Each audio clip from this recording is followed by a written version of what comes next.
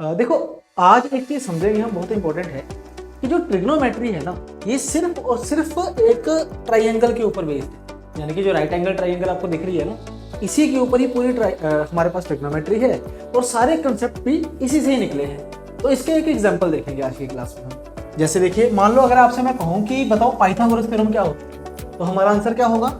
p square plus B square बराबर है h square. ठीक है।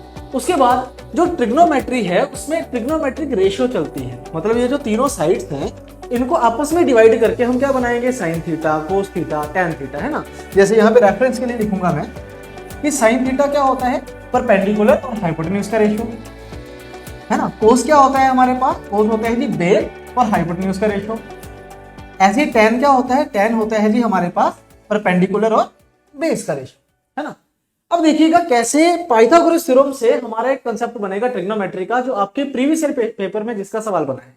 जैसे देखिएगा भाई, अगर मैं इस पाइथागोरस थ्योरम में h से डिवाइड कर दूं दोनों तरफ, ये देखो मैंने h से डिवाइड किया जी दोनों तरफ, तो अगर आप ध्यान से देखोगे तो इस p स्क्वायर को क्या मैं p इंटू पी लिख सकता हूं जी?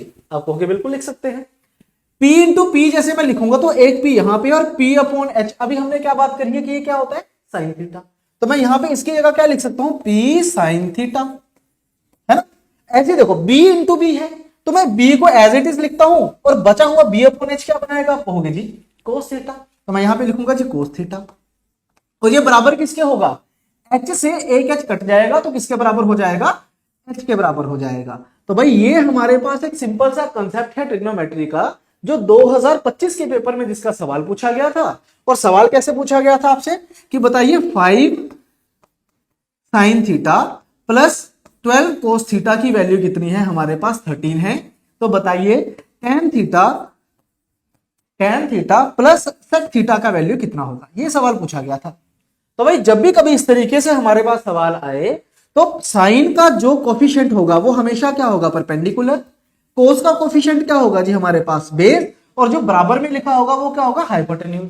तो अभी आप कमेंट सेक्शन में मुझे बताइएगा कि इस सवाल का हमारा आंसर क्या होने वाला है।